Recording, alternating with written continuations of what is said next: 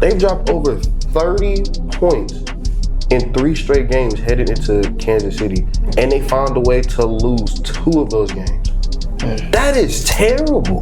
That is an identity crisis on the offensive and defensive side of the ball. They don't do nothing well. The only thing that they do well is have Lamar Jackson hide every single weakness they have. At a certain point in time, you got to be able to identify these problems and fix it as the head coach. You've been doing this too long. Hell, you're a Super Bowl champion yourself. Find a way to fix this, and if not, then Greg Newsom's going to have your head on a pike. You're going to be up out of there. The Raven 4-year cycle. And you want to know what's involved in this cycle? Let me read it for you. 2018, wild card loss.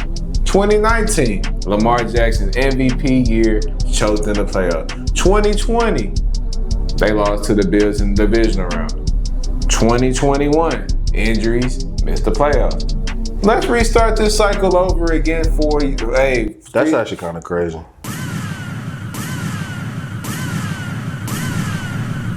Oh no, this can't be.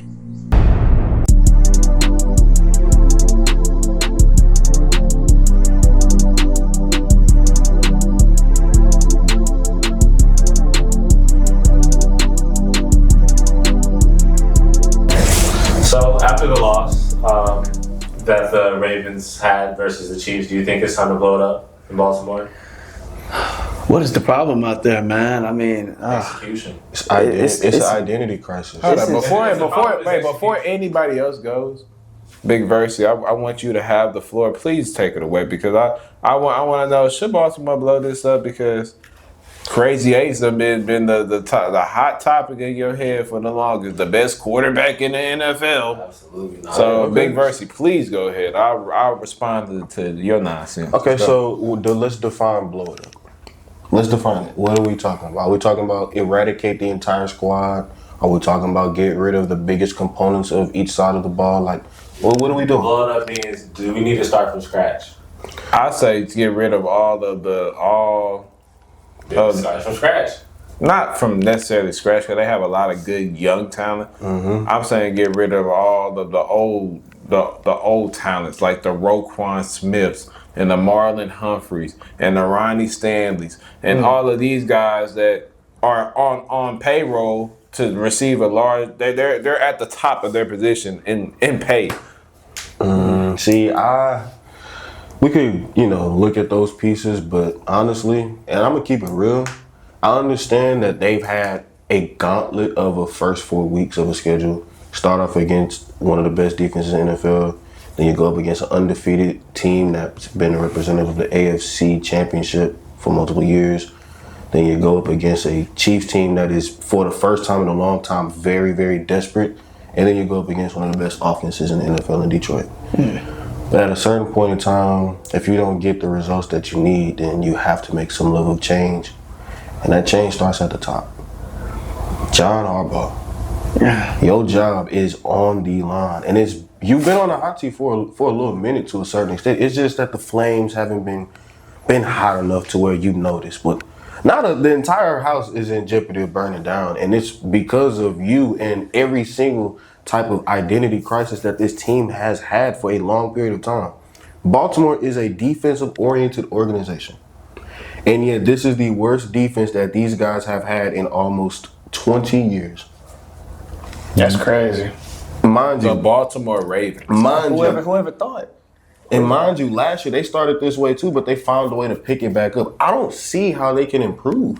They just lost their best pass rusher for the year. Nate Wiggins, I seen him get knocked out the game off of getting ran over by Isaiah Pacheco of all people. Nate Wiggins like my size, bro. But even with that being said, Roquan Smith was seen as a thumper, and now what is he to Baltimore, other than just a runner, just a guy? So they add in, that's not even the most egregious thing. And mind you, they have one of the worst defenses in the NFL. And I still don't think that that's their biggest problem. And it's crazy because they all are big names. Like, they are talented. Like, we hear Marlon Humphrey. Marlon Humphrey's nice. Kyle Hamilton walked into the press conference and apologized before addressing any concerns to the media. Damn. And that's still not the biggest problem that the Ravens have. Bro, terrified for his job. Bro, Derrick Henry had 12 carries. Derrick Henry hasn't been productive, not only because of fumbles, but like when you pay a guy this much money, when he's looking to be a huge piece towards a title contending team such as Baltimore, why do you utilize him in such staggering ways? I've seen it happen against Buffalo last year. He had like, I believe, 10 total carries or something like that for like 80-something yards on his way to having a productive day. And then all of a sudden, they just stopped feeding him. Granted, you got a top-tier quarterback in Lamar Jackson, but when you have one of the best bell cow running backs in the NFL, I don't care about the fumbling problems. You got to find a way to put that pigskin in his belly and get him going north and south. There's no reason in the world why you should have to think and think and think to the point where you would rather line up and throw the ball on 4th and 1, not once, but twice. I thought that they fixed that identity crisis because when they lost to Detroit, I held my head up high knowing that they were in the goal line on 4 straight plays, ran it 3 different times, got stuffed, and settled for an RPO. But you're telling me against a team that you've had a kryptonite over for the longest time that you've ever seen, you're going to not risk having him look bad in front of the NFL because of a couple fumbles from debatably one of the best running backs this generation's ever seen? Why are you scared? Drop your nuts and put the ball in his put the pigskin in his belly. Let him run the ball. But they're scared to do that. They've been scared to do that for the most part because while he could run for 1,900 of those yards last season, they don't want to let him do it this year for some reason because, hey, we got to push the agenda of what type of team we got, what type of organization we got, what type of culture do we got. We got all these problems in the back end, and guess who's going to catch all the flack of it just off of the way that this season's performed.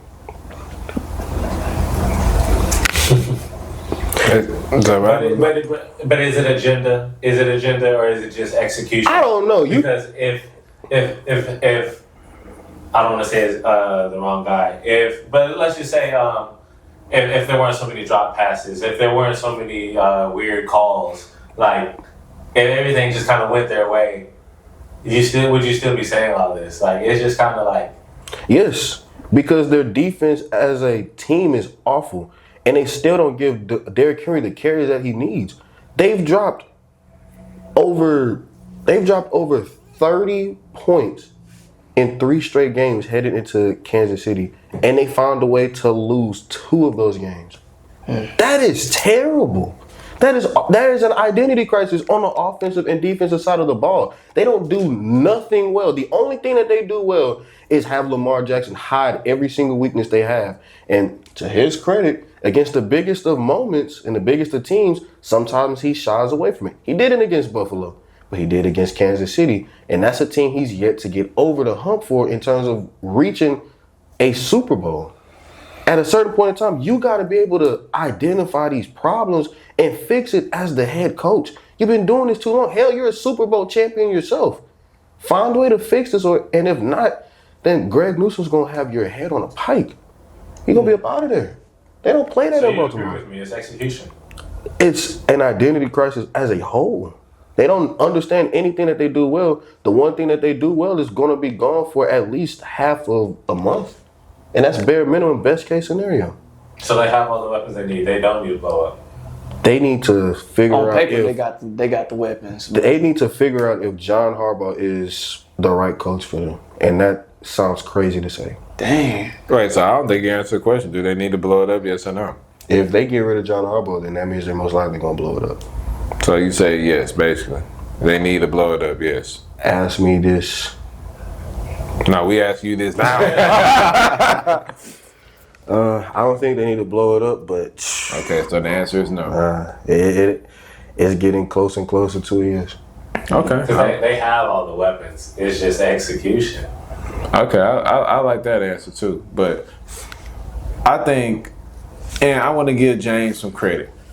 James, this is your team. It's painful. You got to doing all that text and all that hot talking just for your team to just have the exact same record as me. Mm-hmm. So James, welcome to this 1-3 club. You're gonna be 1-4. Yeah. By the time we get done with you. But he posted something on TikTok that was very interesting that caught my eye. Do you know what it's called? The Raven 4-year cycle. And you want to know what's involved in this cycle? Let me read it for you. 2018, wild card loss. 2019, Lamar Jackson MVP year, choked in the playoff. 2020, they lost to the Bills in the divisional round. 2021, injuries, missed the playoffs. Let's restart this cycle over again for you. That's actually kind of crazy. Next year, 2022, wild card loss. 2023, lost in division round of Buffalo. No. One MVP. Lost in the division. And then lost in the conference AFC finals and the conference championship to the Kansas City Chiefs. The year after that, Buffalo. Lose to Buffalo in the divisional round. 2025, injuries. Lamar Jackson's hurt. Roquan Smith's hurt. Marlon Humphrey's hurt. Matabike is out for the whole year. Namdi is out. Yeah. Do you? Now, my only question is. Next year, I got the wild card. But the only thing that I'll ask you is, with that division still being up for grabs, do you feel like it's out of the realm of possibility for them to catch up to Pittsburgh? Oh yes, most definitely. They haven't played a single divisional game.